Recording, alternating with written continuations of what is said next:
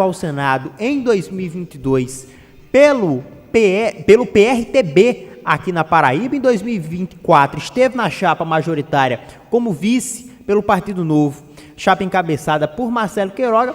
Está conosco, vem falar a respeito de 2026, vem falar a respeito do processo eleitoral na Paraíba, das conversas, das discussões. Pastor Sérgio Queiroz, seja bem-vindo ao programa Boca Quente, parte 2. Satisfação imensa recebê-lo aqui. Boa tarde.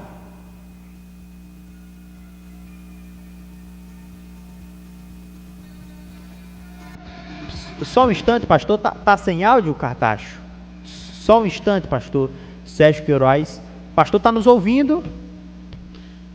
Tá ouvindo. Só a questão do áudio. Só o áudio, retorno.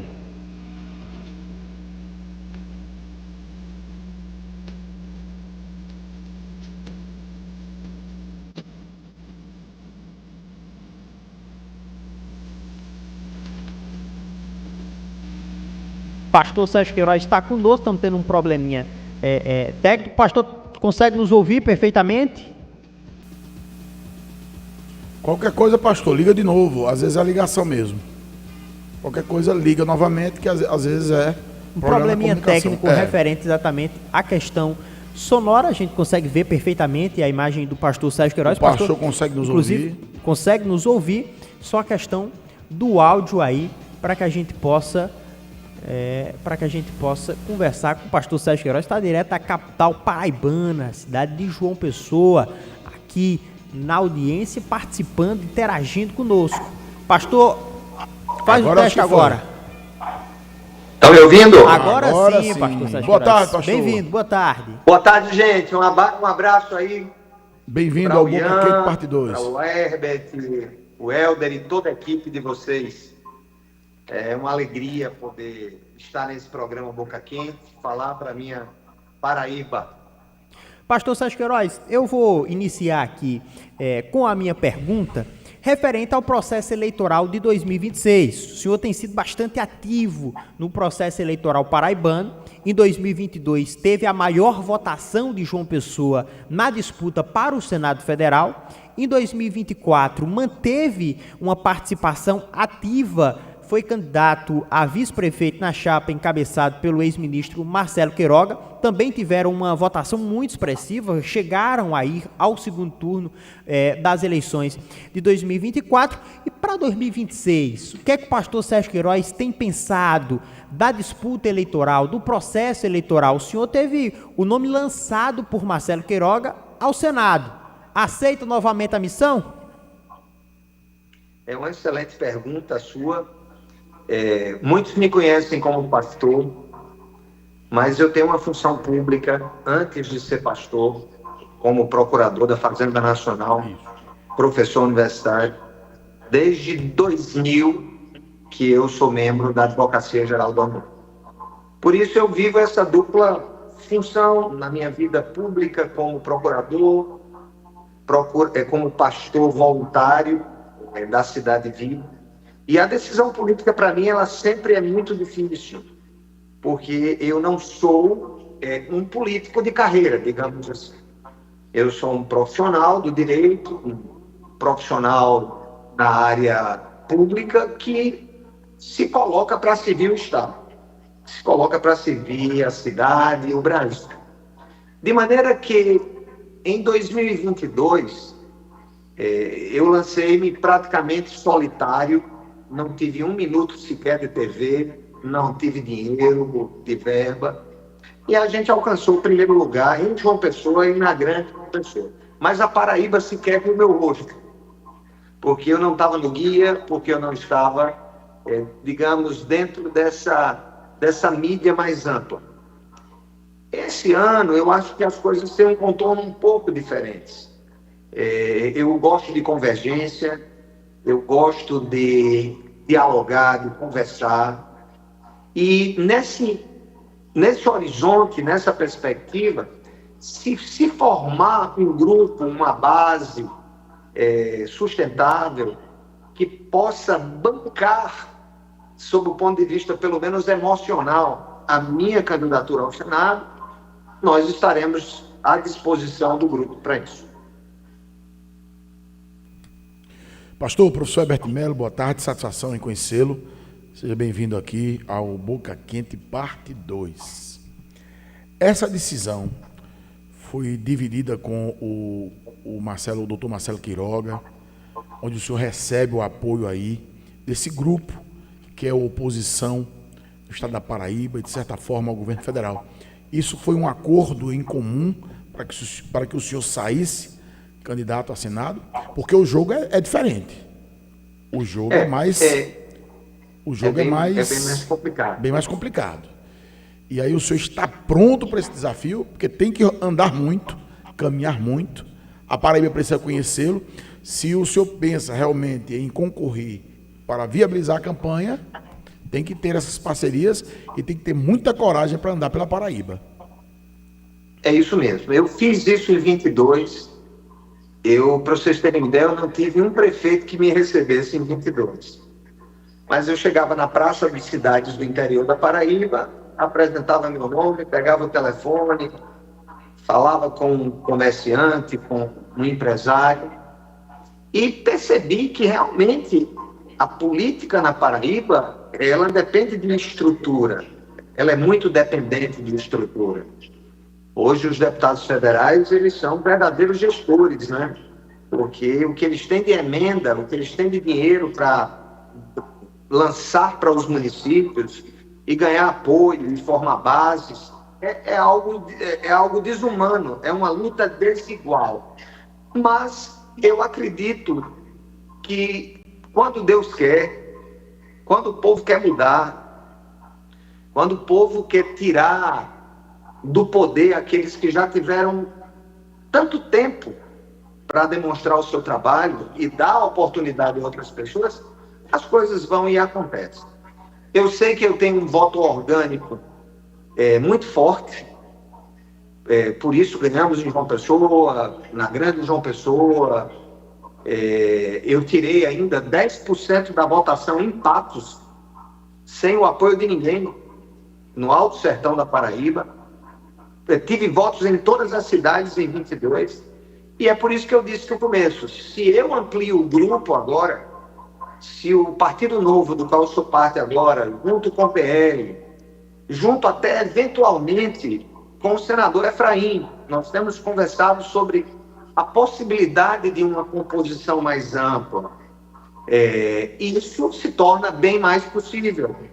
Agora eu teria tempo de televisão, agora eu teria alguma verba para a campanha e um pouco mais de experiência. E sem dúvida alguma nunca me faltou coragem. Eu consigo me licenciar do meu trabalho 6 meses antes da eleição, se concorrer ao Senado. E enquanto isso a gente vai andando, vai conversando. Mas como eu disse, eu não quero pôr palavra de rei de que eu serei candidato. Em 22 eu lutei para ser candidato. Em 24 eu ajudei um candidato, que foi Marcelo Quiroga em João Pessoa, e fizemos um feito notável de ir para o segundo turno, quando todos diziam que Cícero iria ganhar no primeiro turno, e que nós éramos 4º lugar. E 26 agora, o grupo vai lutar por uma dessas vagas. E para isso, vamos precisar da união de setores, os mais amplos possíveis, para lutarmos por uma das vagas do Senado Federal. Pastor Sérgio Queiroz, inclusive essa é a minha pergunta, referente à composição dessa oposição para 2026. Eu disse no meu comentário inicial do programa Boca Quente de hoje que para a oposição o foco principal era ser oposição e não oposições no plural, no sentido de se fragmentar e partir dividido para uma disputa. O senhor é pastor, inclusive é bíblico, um reino dividido não subsistirá.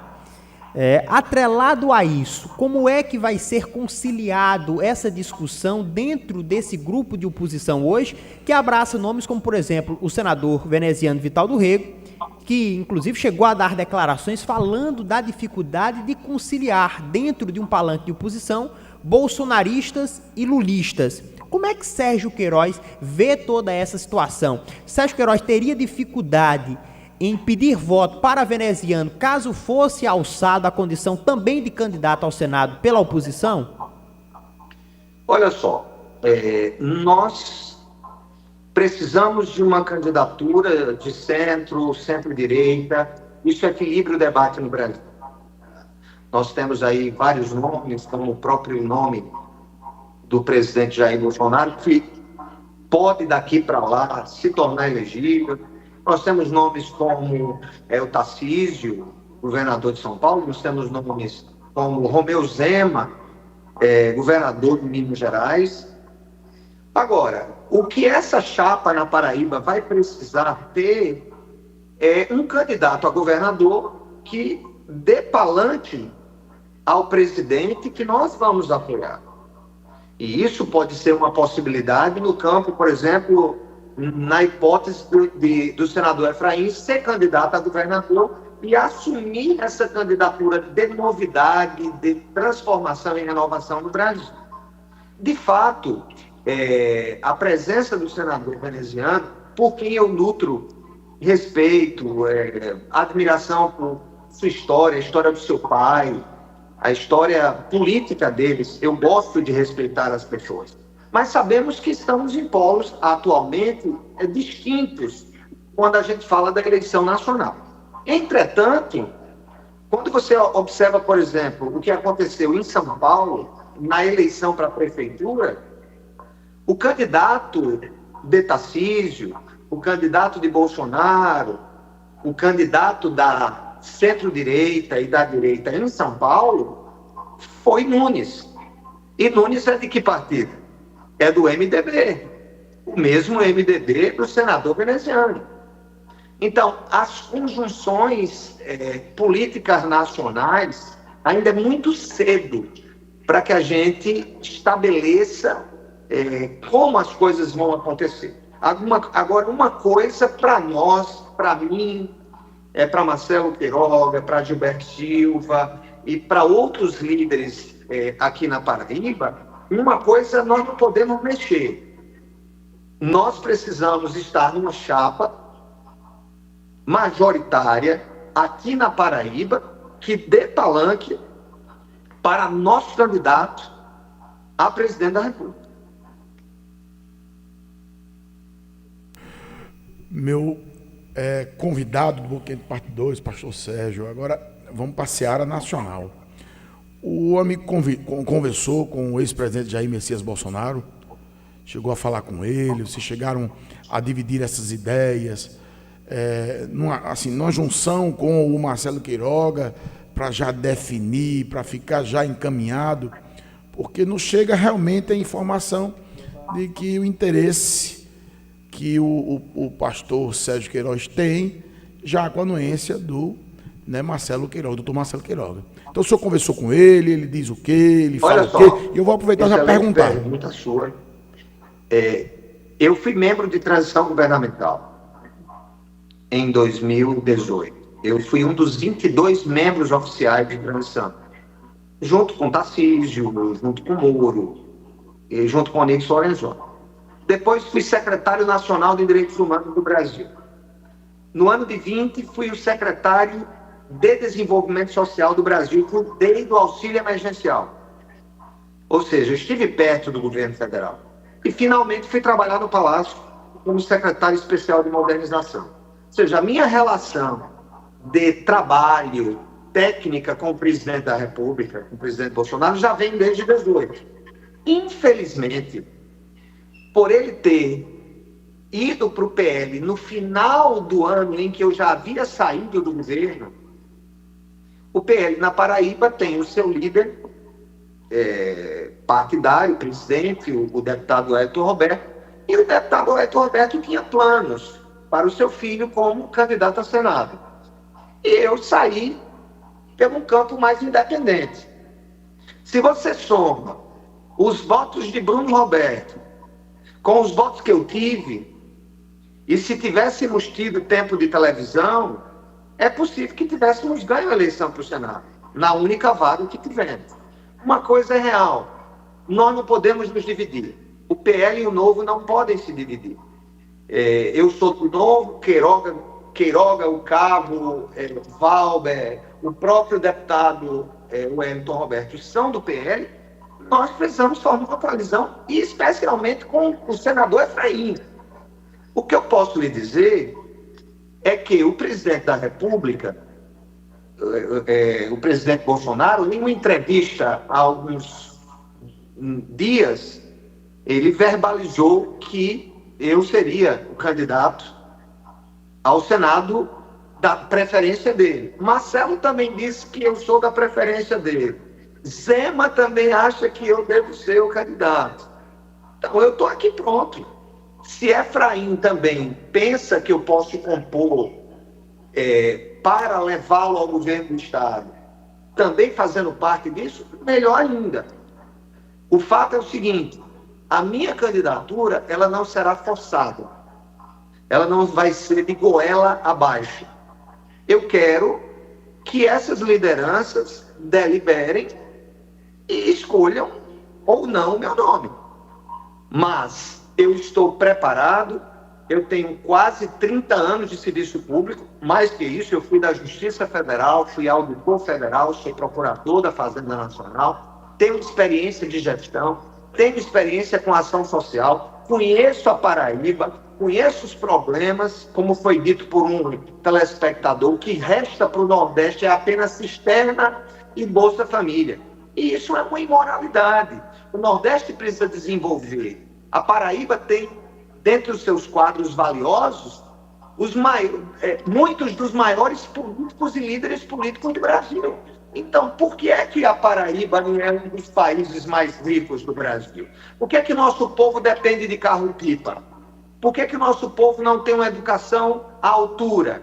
Por que é que o nosso povo ainda depende tanto de programas sociais e não se emancipou, não se tornou mais livre, mais rico? O meu desejo, caso seja senador da República, uma das primeiras coisas é montar o meu escritório em Patos, para que eu tenha contato com o sertão da Paraíba, que é o que mais precisa do olhar da política. Pastor Sérgio Queiroz, eu faço novamente aquela pergunta que fiz anteriormente. O senhor chegou a mencionar o nome de Efraim como uma opção, como uma hipótese, e Efraim vem pregando a unidade e a união do grupo da oposição. Em uma eventual conjuntura político-eleitoral do processo de 2026, o senhor defende o nome de Efraim para o Senado, para o governo do Estado? E para o Senado, eu faço novamente a pergunta. Uma das vagas, isso praticamente colocado, será do senador veneziano, buscará a sua reeleição. Teria alguma divergência, algum antagonismo, algum problema em votar, em fazer essa dobradinha com o veneziano nessa disputa pelo Senado, pastor Sérgio Queiroz? É aí que eu estou lhe dizendo, isso vai depender da conjuntura nacional. Vai depender do quanto haverá um mínimo alinhamento em termos de política nacional. Acho que nesse momento, não é querendo tirar a nossa responsabilidade, mas o senador Efraim, nós temos que entender o seguinte: a pessoa não vota nos dois senadores de um mesmo agrupamento, se ela quiser. Ela pode votar num senador, por exemplo, da situação, outro da oposição, de maneira que o voto para o Senado é um voto muito livre.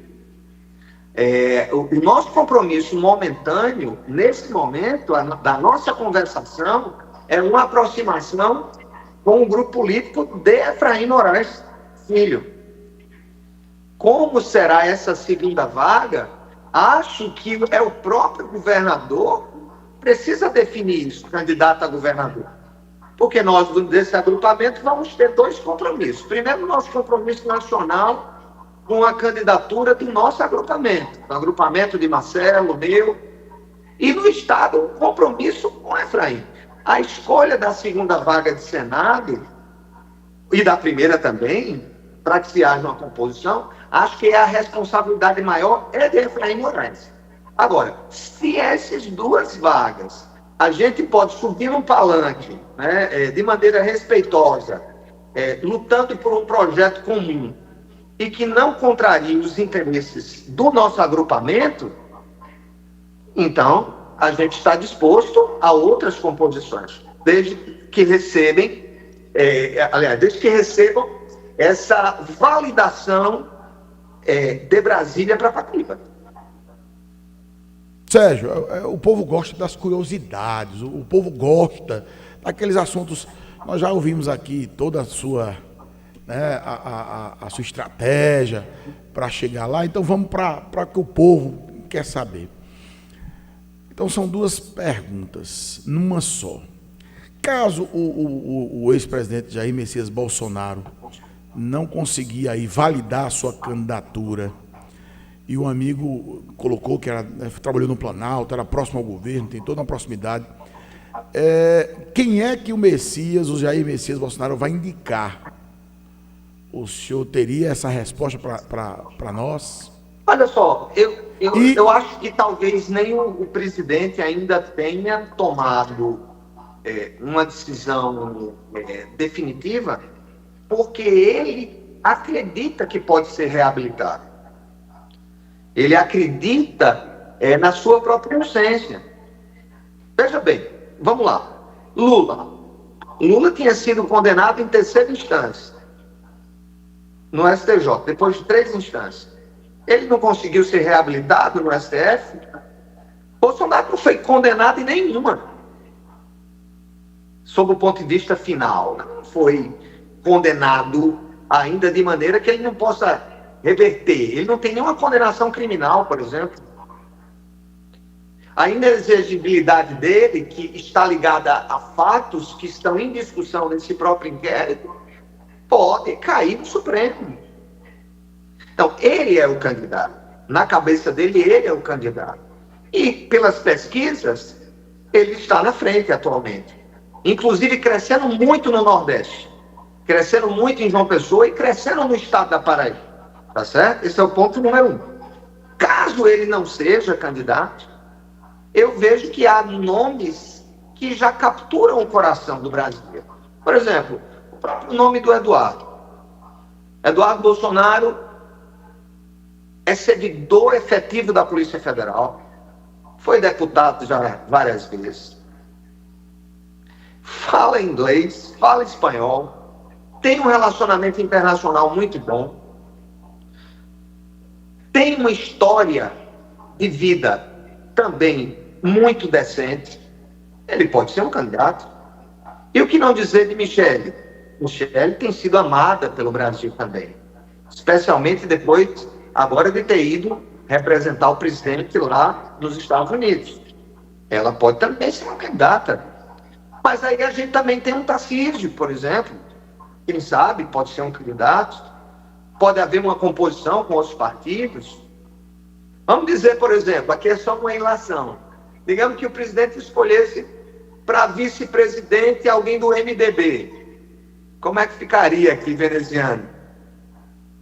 Então, está muito cedo para a gente pensar nisso. Agora, nós temos princípios muito firmes. O que nós acreditamos ser melhor para o Brasil, o que acreditamos ser melhor para a Paraíba. Pastor, nós temos áudio. Tem áudio aqui, já tem gente ligando, tem mensagem também. Pode colocar, Raimundinho, o senhor acompanhar a pergunta aí dos nossos Sérgio ouvintes. Queiroz, um questionamento aqui. Sempre que há um político entrevistado, as pessoas gostam de saber a sua opinião sobre algum fato polêmico. Neste final de semana não se falou de outra coisa, a não ser da forma brutal, humilhante e torturante dos brasileiros deportados dos Estados Unidos aqui para o Brasil. Indagado o Bolsonaro pela CNN, o que ele achou desse ato do Trump, ele disse concordar e disse mais que faria a mesma coisa. O senhor também pensa, como Trump e como Bolsonaro, a respeito da forma como foi feita a extradição dos brasileiros? Muito obrigado. Com a palavra, pastor Sérgio Queiroz. Como jurista, eu lhe respondo com segurança e sem viés político nessa resposta. Toda nação tem leis imigratórias. Todas as nações, Estados Unidos, Brasil, qualquer outra nação, tem leis contra a imigração ilegal. Todas elas. A imigração ilegal, ela é ilegal. Enquanto ela for ilegal, ela tem que ser tratada como ilegal. É doloroso? É doloroso. Pensando como cristão, eu fico pensando, o cidadão teve que voltar para a sua cidade, teve que voltar para o seu país. Mas se ele está naquela nação ilegalmente, e aquele país é ordenado pelo direito, como o Brasil também, a lei tem que ser cumprida. O que eu fico impressionado é que querem colocar sobre Trump a culpa de cumprir a lei. Se não querem a lei, mudem a lei. O Congresso dos Estados Unidos se reúne, muda a Constituição, diz, ó, quem quiser entrar pode entrar, de qualquer país. Aí, veja bem, o que Trump está fazendo é cumprir a lei. Se é do Brasil deportado um imigrante ilegal, está se cumprindo a lei do Brasil. O que nós não podemos ter, caro amigo, é a incoerência entre a existência de uma Constituição, de um ordenamento jurídico, e isso ser descumprido. É a mesma coisa que dizer assim, eu não vou querer mais pagar o IPTU em Cajazeiras. É muito injusto. A prefeitura executou e me tomou minha casa para pagamento de IPTU, digamos que isso existisse. A prefeitura de Cajazeiras entrar com ação para tomar a casa da pessoa porque ela não pagou o IPTU. É ruim, é duro, mas não é a lei. Muda a lei. Diz que ninguém paga mais IPTU. Ponto final. Virou, na discussão internacional e nacional, virou crime, virou maldade, mandar se cumprir uma lei que já existe. Essa é a minha opinião. Pastor, eu só acho... Tem áudio? Mas, pastor, eu acho que só em relação a isso, rapidamente, porque tem mais pergunta aqui, viu? Muita pergunta aqui. O senhor tem que aparecer aqui mais vezes, viu? Está convidado. Eu apareço. Sempre que vocês me chamarem, a gente pode fazer até um quadro sobre política nacional, internacional, economia. Pronto. E eu faço de graça. Aí, assim, eu acho só que o ouvinte quis dizer dos maus tratos, sabe? Eu acho que a lei, ela existe. Se a polícia a lei ela é clara, mas, assim... A lei é para que cumpra-se a lei. Aí houve abuso, né? Avião quebrado, vamos lá. pancada, paulada, assim, todo tipo de, enfim, violência. Eu particularmente entendo o que o senhor está dizendo, mas eu acho que houve abuso, sim. Agora, temos ouvintes aqui. Eu estou contigo, Everton. Só para eu continuar aqui. Eu falei de maneira genérica sobre o cumprimento da lei. Um agente público, ao cumprir a lei, se ele age com excessos, ele tem que ser punido. Mas isso não invalida a lei. É isso que eu quero dizer. Quem por acaso exorbita, vai além do uso racional e jurídico da força e comete abuso, como aconteceu com o assassinato daquele Lloyd, em que um soldado, para contê-lo, pisou no seu pescoço e o matou, que esse policial seja preso. O excesso deve ser proibido. Mas a gente não pode esquecer que a lei é dura, mas a lei é lei. Enquanto ela existir, ela tem que ser cumprida, usando os meios justos para alcançar os seus fins. Tem aí umas perguntas, rapidão, pastor, porque a gente está um tempo encerrado. Foi o diretor que pediu. Vai, eu respondo tudo uma vez. Ótimo, porque a gente encerra, tem que passar o programa para o nosso colega. Vai, Raminho, rapidão. Muito boa tarde ao nosso professor Herbert e Ian, boa tarde aos ouvintes. O vereador Marcos Antônio Carrapateira, uma boa tarde ao entrevistado. Perguntar ao senhor Sérgio por que ele pertenceu a uma secretaria tão importante de Estado, na época do governo Bolsonaro, como ele afirmou aí na entrevista dele, por que ele não fez nada pela Paraíba, por que ele não fez o que ele propõe agora, se for eleito senador ou se voltarem ao poder. Porque o povo não vai se enganar mais com isso, não, Sérgio, pastor Sérgio. Não tem mais espaços para as promessas dessa extrema-direita que odeia os pobres, os trabalhadores, que esculhamba com a legislação trabalhista, que acabou com a aposentadoria dos trabalhadores. Essa foi a marca do governo Bolsonaro. Infelizmente, ele não fez nada pelo país e não fará. Vocês têm muitas falácias, muitas promessas infundadas, mas, na verdade, vocês querem, condenar a classe trabalhadora à exploração mais irresponsável possível. Eu acho que essa é a proposta de vocês. Uma boa tarde. Pastor, fica à vontade para responder às participações. Posso responder? À vontade, pastor. É o vereador de Carrapateira, é isso? Isso, Marcos Antônio do PT. Oi, Marcos. Eu acho que você está desinformado, meu amigo. Pelo contrário, quando houve a pandemia em 2020, nós corremos para atender todo o Brasil com auxílio emergencial. Ninguém passou fome.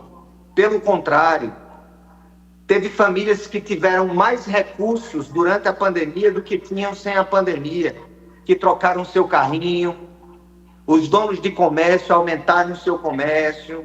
Nós fizemos a ligação, a conclusão da transposição do Rio São Francisco. Os prefeitos tinham dinheiro sobrando para a saúde. Procura, me apresenta, vereador, algum prefeito, na época do governo Bolsonaro, aqui na Paraíba, no Nordeste, abrir a boca para reclamar de orçamento. Não houve isso. Então o colega está desinformado, parece que vive uma ilusão. Eu sou um cara lógico. Para mim, nenhum presidente é Deus. Todos têm erros. Mas o endeusamento que às vezes vocês fazem de um certo modelo de política não se coaduna com a realidade, não se junta com a realidade, o que está acontecendo agora. A inflação, o aumento de tudo, a capacidade de compra do trabalhador, o poder de compra do trabalhador diminuiu, vereador. O senhor não lê as matérias no jornal? Isso tem impacto em tudo que a gente consome. Então, fizemos demais. Eu, por exemplo, organizei o programa de aquisição de alimentos, que a comida do programa de aquisição do leite, por exemplo, ia quase que totalmente para Alagoas. Eu regulei a fórmula como secretário. Aí você pergunta, por exemplo, aos produtores de leite de cabra, o que foi feito naquela época para aumentar a compra da produção deles para distribuição em escolas, para distribuição em lugares ligados à assistência social. Não fomos perfeitos. Afinal, enfrentamos uma pandemia. Quem enfrentou a pandemia foi o governo anterior. E com todo respeito ao governo atual, quando o presidente deixou a sua cadeira, deixou o Brasil no verde. Então, eu acho que o primeiro passo para a gente se libertar no Nordeste é a gente começar a fazer a avaliação mais crítica, mais desapaixonada. E aí a gente vai entender, a partir dos números, o que é bom para o nosso Estado e o que é ruim para o nosso Estado, respeitando o presidente Lula, respeitando o governador João Azevedo, mas entendendo que mudanças no estilo de gestão trazem prosperidade para o povo. Pastor, eu agradeço demais a participação do senhor aqui no programa Boca Quente Parte 2. Infelizmente nós estouramos já o tempo, 16h04, e deixo o espaço aberto para que o senhor possa deixar uma mensagem final e ao tempo que reforça o convite para que possa aqui também se fazer presente mais vezes nessa bancada do Boca Quente Parte 2. E para encerrar minha participação, antes que o senhor conclua, agradecer sua participação excelente, um bom debate, um bom bate-papo, reforço o convite e deixar aqui o nosso agradecimento do Boca Quente Parte 2, pastor. Vamos embora. Obrigado aos que fazem o Boca Quente, o professor Everton, o Ian, toda a equipe técnica que arrodeia e faz esse programa Exemplo Existir. Um abraço para Cajazeiras e todos aqueles que alcançam o sinal. Eu deixo apenas um pedido: façamos reflexões menos apaixonadas, olhemos para os números, os resultados reais, para que a gente tenha de fato o desenvolvimento do Nordeste, porque essa região e esse estado, especialmente o interior, por mais esforço que se tenha, precisa avançar. E nós temos ideias para fazer a Paraíba avançar, para fazer o pobre poder ter um trabalho digno, depender menos de programas sociais, empreender, ter riqueza, criar seus filhos com melhor educação, com melhor saúde, resolver o problema da água da Paraíba, que parece que não se resolve nunca. E aí, mudar é sempre bom.